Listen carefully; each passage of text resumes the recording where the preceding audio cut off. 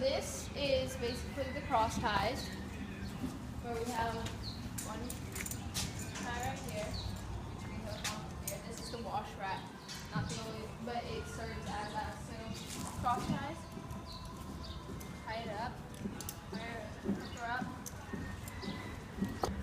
Go ahead.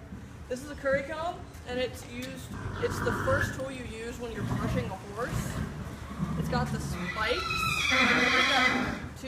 to pick up like dirt and dust, and you brush the horse in a clockwise motion, just across the entire horse's body. Now that we're done curry combing the entire upper body, we use something that's called a soft brush to wipe off any of the excess hairs, dirt, or dust that stayed on the horse. So, Heidi, why don't you come over here and we'll give a side view. What you want to do is brush down and off till they look smooth. You want to make sure that you get all this hair off, and especially in this area on their back, because that's where your saddle is going to be going, and then all those loose hairs will be poking them if you don't get them. So what this is the hoof pick. What this does is it cleans the inner foot. What you got to do is you have to slowly glide your hand down the horse's leg. My horse is very good about it. She'll pick up her leg very easily. Right here. Filming. Okay, so this is a horse hoof. So what you're going to do is you're going to clean out beside this. This is the frog. This is the most sensitive part of the whole horse foot. And so this is their horseshoe. Obviously, everybody has seen a horseshoe. But you want to just clean out all the parts. Make sure it's all dirt-free and feces-free and rock-free. A lot of times horses will get rocks lodged in their shoes or in their feet. It was very uncomfortable, and they don't behave as well as they should. And also, you want to make sure that they don't have any funguses, which thresh is very common in horses.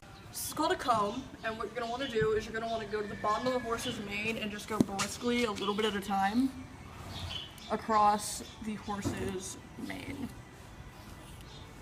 And also down. Filming. These are the boots, which are used only while training and just casual riding. You're not allowed to use them in the show ring. And what you're supposed to line these up, come here, Maggie, line these up with the bone. Okay. See this bone right here? There's a bone that goes along right around here, and you want to make sure that this outlines that bone. So what you do, it's a simple Velcro, and never ever get on your knees around a horse like I just did. Never do that. What you want to do, and you always want to make sure that it's pulling this tendon right here. There's a tendon right here. You want to make sure that this is all pushing it to the inside, pushing and pulling to the inside, and making sure that it's not pushing it to the outside, because if it's pushing it to the outside, the horse cannot move correctly, and it basically is like a knot in their muscle. Okay, this one's the saddle pad. It protects the horse from the weight of the saddle, and it's kind of like a pillow. Now what you're gonna do is you're going to put it over the horse's back. And like with this saddle pad, this blue part needs to be on the spine. That's correct. At the withers. At the withers. Which is basically the part of their shoulder, the two parts of the shoulders that combine into their back. This is the riser pad, and it goes along the horse's back over the saddle pad to raise the front part of the saddle or the back part, or both. Because either the horse's back is too bellowed, or the horse is too tall in the front, or too tall in the front, or too tall in the back, or it's young like Joni. Young like Joni, and she has growth. She has growth. Because horses grow very irregularly. First, their their butt will rise before their shoulders and stuff. So what you're going, usually you'll have a riser pad like this one, which is more involved in the front, which is larger in the front and smaller in the back. What you're going to do, is you're going to put it over the riser pad and the side pad. You're going to do, and you have to make sure, look over here, you have to make sure that you have this little tent right here, so it's not pinching their back of the riser pad after you put it in. And for this, you have to insert these, which are for the girth, into the slots of the saddle pad. Go. This is the girth. It's basically what keeps everything on there if you have awful balance, which some kids do. What you want to do is you want to make sure it's nice and tight though. But first, to start on, you have to put it on maybe the third hole, and once you get used to your horse, you'll know which one to start on, and then you'll just keep retightening. So we're going to go over on the other side, because it's congruent on each side. You also have to put it in. You're going to lower it, and then you're going to reach under the horse's belly and pull up the girth, in which also goes in this little part right here, this little crane part between the shoulder and the stomach.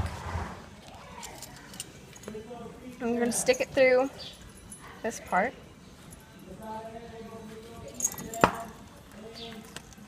And simply pull up to almost the tightest capacity, but truly we're just going to have to go back on the other side and fix it up again. And many horses don't actually like this. This is basically like a belt to them, but then once it's tightened and all said and done, it's really nothing. Go ahead, stop. The safeguard. You're gonna put them around. You're gonna put it around the horse's neck. So if she tries to get away, you can grab her. You'll always have somewhat control. These are the reins. They're the ones that you're gonna slip over your head, and they're what you use to steer the horse with. This is the Stop. Okay, this is the brow band. It's what goes right below the ears. And this is the nose band, which holds in and stops the horse from chewing that as much on this part, which is the bit, which is what your basically control is for the horse. And there are many different types of bits. Just only depends on what type of riding you're doing and what showing you're doing and stuff like that. What you want to do is first the bit. So you want to insert this into the horse's mouth and pull up this with your right hand. Slip the ears in. And then tighten the nose band, which will make her stop chewing a lot. This is something, back up a little bit. And this is something that's supposed to be a lot tighter. One of the tighter items of the bridle, but we're not going to tighten it up too much right now. This is the throat latch, which just goes loosely around the throat. Stop it. No, ma'am. Goes through loosely around the throat.